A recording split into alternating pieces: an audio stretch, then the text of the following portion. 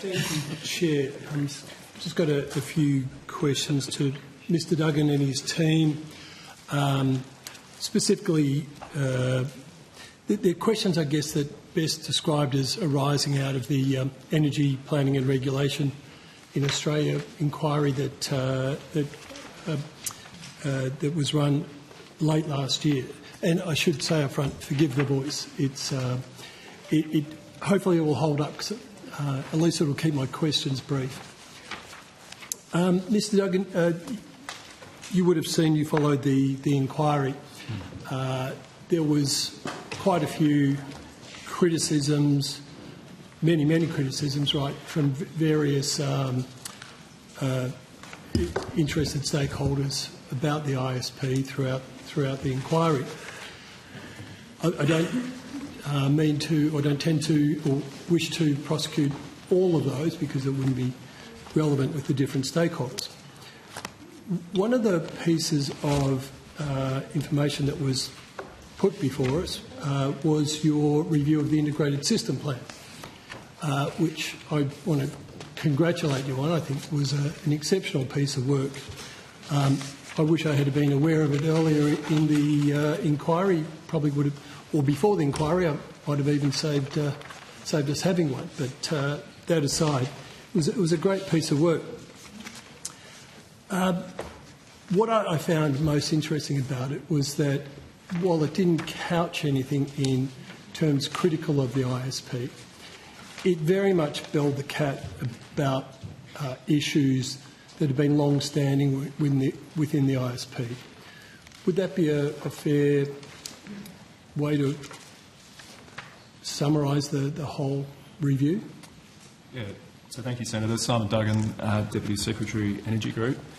So, Senator, the way I'd characterise it is, so the ISP, we found, is effectively fulfilling the role that it's intended to fill, but we found that there is an opportunity for the ISP effectively to be improved in various different ways.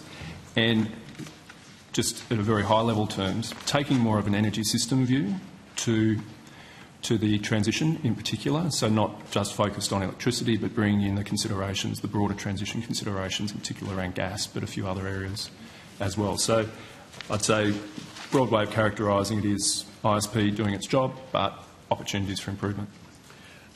We might disagree on the ISP doing its job or not. I think if you accept it, and I don't, that it should just be a transmission plan versus a system plan, I think it falls down fairly majorly and is, I think, in danger of making sure that Australia doesn't meet or get through the transition in the most economically sustainable way that we can, I think is the best way to put it. For example, your report, and I'm just going to pick out a few things here, and these are all things that I've raised in this forum with the department and with various agencies over the years.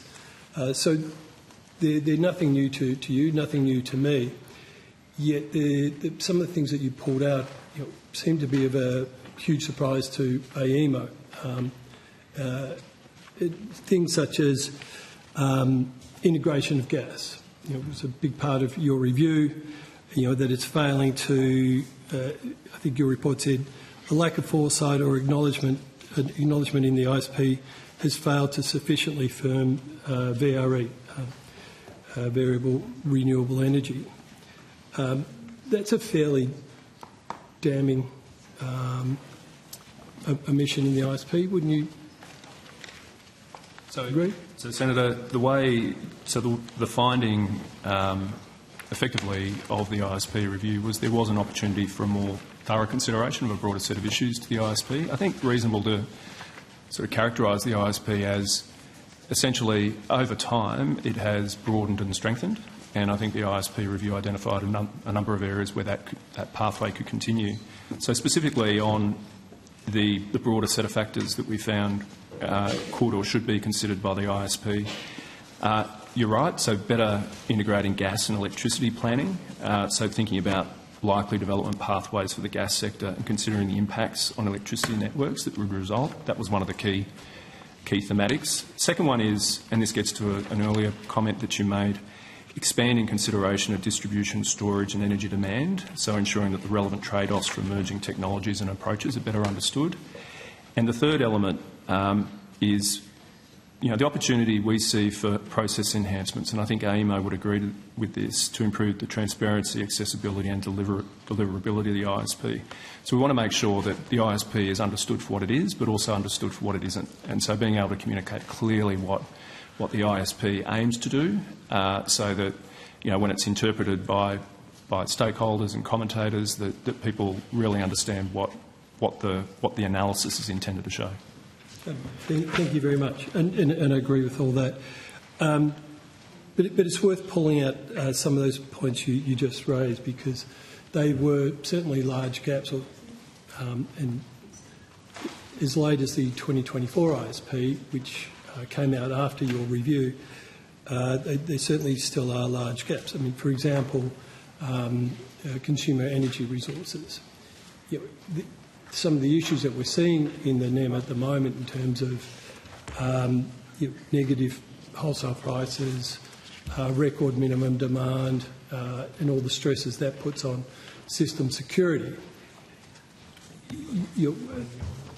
come about because consumer energy resources, particularly rooftop solar, weren't planned into the system.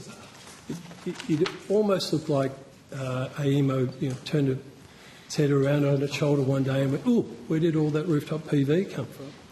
We've been crowing about it as a country, rightly, that we've put so much rooftop PV on, and it's over 20 gigawatts of our generation now.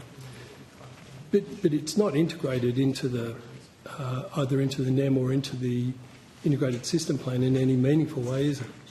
So it is part of the system build-out under the optimal development pathway for the integrated system plan out to 2030 and out to 2050. And it's recognised as being the largest or second largest source of generation capacity. I actually think this is one of the success stories of the transition, that households have been so participatory in taking advantage of the opportunities of household solar, and for some households taking advantage of batteries as well, so that they're able to take more agency in their own energy future. So I actually think it is pretty well embedded, pretty well integrated into the ISP. Why then is AEMO seeking powers or a rule change to having the ability to curtail rooftop solar, residential rooftop PV? Yeah. I think, Senator, as you're moving from what was a very highly centralised electricity generation sector, so one that was dominated by frankly, about a dozen major sources of generation capacity, you're moving to a much more distributed system, be that utility scale wind and solar, or be it household scale solar.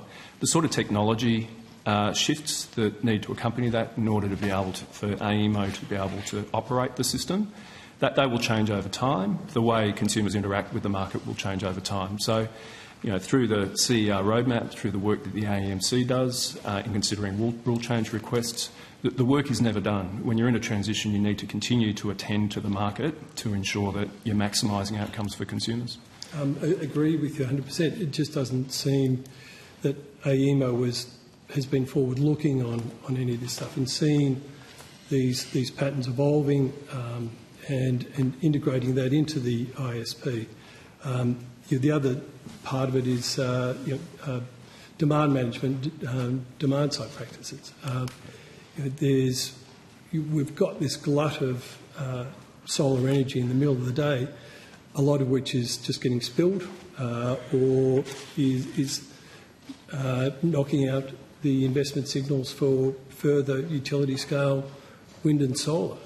I mean, this just doesn't seem to be the sort of plan that you'd be expecting, given that and people in this room, Minister, have regularly talked about AEMO as the experts.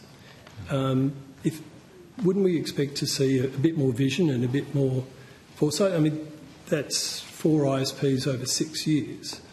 They've had plenty of time to work some of these things through. We still don't see enough storage in the system. Still seems to be myopic on transmission, particularly the large-scale interregional interconnectors.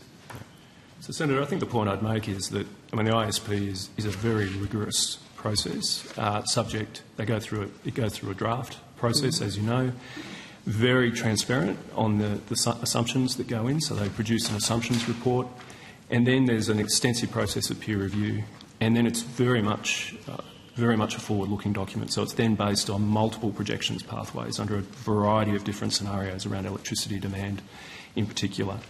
So I would say that, in fact, it's very forward-looking. It does benefit from the best thinking, not only within AEMO, but frankly the best thinking in the sector around how to think about those development pathways.